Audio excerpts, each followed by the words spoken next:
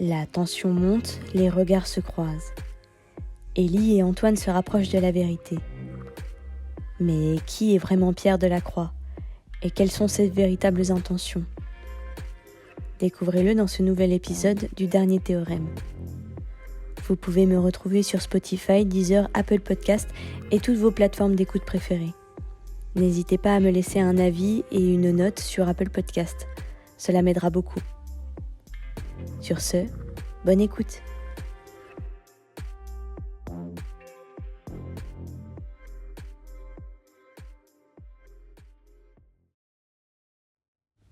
« 5 ans et demi auparavant. Les rayons du soleil couchant inondaient le bureau d'Antoine, créant une atmosphère chaleureuse et propice à la concentration. Assis à son bureau, il était plongé dans ses recherches, les doigts effleurant le clavier de son ordinateur. Soudain, des voix parvinrent à son oreille. Elles semblaient provenir du bureau de Thomas Blackwood, situé à quelques mètres de là. Intrigué, Antoine se leva et s'approcha de la porte entr'ouverte. Il tendit l'oreille. Les voix, plus distinctes, parvenaient désormais clairement à lui. C'étaient celles de Thomas Blackwood et d'un homme qu'il ne connaissait pas, mais dont la voix autoritaire ne lui était pas inconnue, Pierre Delacroix. « Je ne suis pas prêt », entendit-il la voix de Thomas, teintée d'une certaine hésitation. « Mes recherches ne sont pas encore assez avancées. Il y a encore trop d'inconnus. »« Thomas, vous savez aussi bien que moi que nous avons besoin de visibilité, » rétorqua Delacroix d'une voix ferme. Quantum Leap a besoin de fonds pour poursuivre ses recherches, et vos travaux sur la matière noire pourraient attirer de nouveaux investisseurs. Je comprends, mais quoi? De quoi avez-vous peur? Que quelqu'un s'empare de vos recherches? Ce n'est pas ça, répondit Thomas, d'un ton plus faible. C'est juste que je ne veux pas que mes recherches soient utilisées à mauvais escient. Vous êtes un scientifique, Thomas, pas un politique. Votre rôle est de faire avancer la science, pas de vous soucier des conséquences.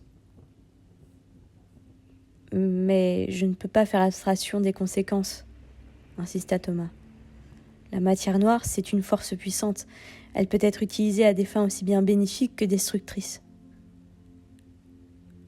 Alors, vous allez nous laisser sur votre faim? Vous allez laisser mourir Quantum Leap? Vous allez abandonner vos rêves? Thomas hésita un instant, puis soupira. Non, bien sûr que non, mais je veux être sûr que mes recherches seront utilisées à bon escient. Allons, voyons. Vous pouvez me faire confiance, assura Delacroix. Je ferai tout pour que vos découvertes bénéficient à l'humanité. Les deux hommes sortirent de la pièce, leur discussion s'éteignant progressivement. Antoine resta un moment immobile, le cœur battant la chamade, puis rejoignit vite son bureau, faisant mine de rien.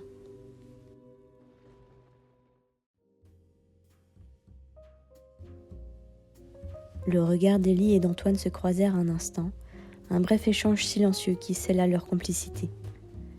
Ils s'approchèrent de Pierre Delacroix, l'air décontracté. La conversation tourna autour des dernières avancées scientifiques, de l'importance de la recherche fondamentale et de l'avenir de l'énergie. Delacroix se montra particulièrement intéressé par l'article qu'Antoine avait publié. « Votre article sur la matière noire était très instructif, monsieur Leroy, » déclara-t-il. « C'est étonnant de constater que si peu de recherches ont été menées dans ce domaine depuis la disparition tragique du docteur Blackwood. » Il se tourna vers Élie, un sourire aux lèvres. « Votre père était un grand scientifique, mademoiselle Blackwood. Il est profondément regretté dans le monde de la science. » Ces mots résonnèrent dans le cœur d'Élie.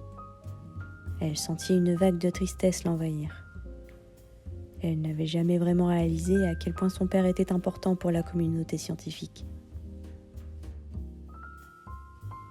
Delacroix, après avoir prononcé ces quelques mots, se dirigea vers une porte discrète située au fond de la salle. Intrigués, Antoine et Élie échangèrent un regard complice. Ils décidèrent de le suivre discrètement. Ils longèrent un couloir sombre et silencieux, tapissé de moquettes épaisses. Le silence était seulement troublé par le tic-tac régulier d'une horloge murale. Au bout du couloir, ils aperçurent une porte entr'ouverte. Delacroix y pénétra, suivi de très près par un homme qu'il ne connaissait pas. Cet homme était grand et corpulent, avec un regard froid et méfiant. Il portait un costume sombre et une cravate noire, et ses mains étaient toujours glissées dans les poches de son veston. « Bonsoir, monsieur Petrov, » commença Delacroix. Élie et Antoine s'arrêtèrent, l'oreille tendue. Ils entendirent des voix chuchoter, mais les mots étaient indistincts. Antoine fit signe à Élie, l'invitant à se rapprocher un peu plus de la porte. Ils collèrent leurs oreilles contre le bois, essayant d'en saisir le maximum. « Je vous ai rapporté ce que vous m'avez demandé, » entendit Antoine. « Parfait, » répondit l'homme à la voix grave. « Nous allons enfin pouvoir mettre ce projet à exécution. » Élie et Antoine échangèrent un regard inquiet. Ils avaient mis le doigt sur quelque chose de très gros, quelque chose qui dépassait largement leur espérance. « Qu'est-ce que ça veut dire ?»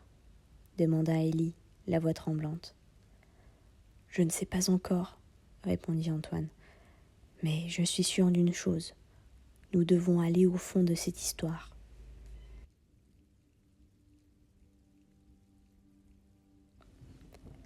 Le cœur battant à tout rompre, Antoine et Élie s'éloignèrent discrètement de la porte.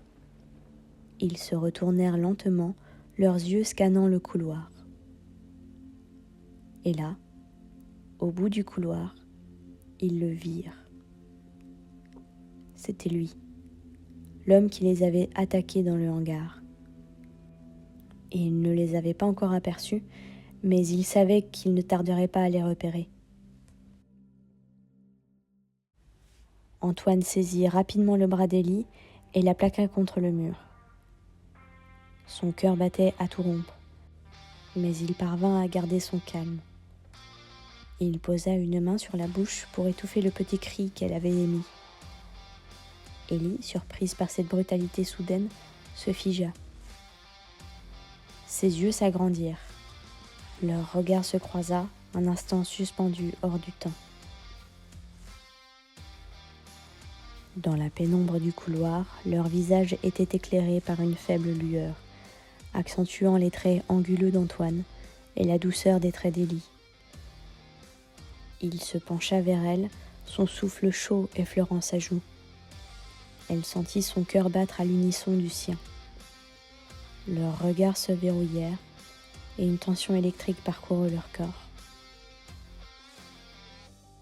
Le temps semblait s'être arrêté. Pendant quelques secondes interminables, ils furent seuls au monde, isolés du danger qui les menaçait. Dans ce moment de proximité forcée, une étrange complicité s'était créée. Ils étaient deux étrangers liés par un destin commun, unis par la peur et l'adrénaline. L'homme aux yeux glacés passa devant eux sans vraiment les voir. « Vous n'avez rien à faire ici », lança-t-il d'une voix rauque. « Si vous voulez vous amuser, prenez une chambre d'hôtel. » Antoine se retourna et lança « Vous avez raison, on va y aller. »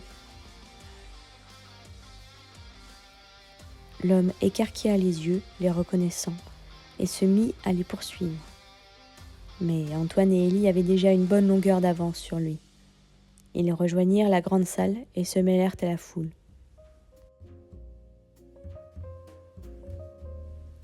« On a eu chaud, » murmura Antoine. « On en a assez vu, nous devrions rentrer. »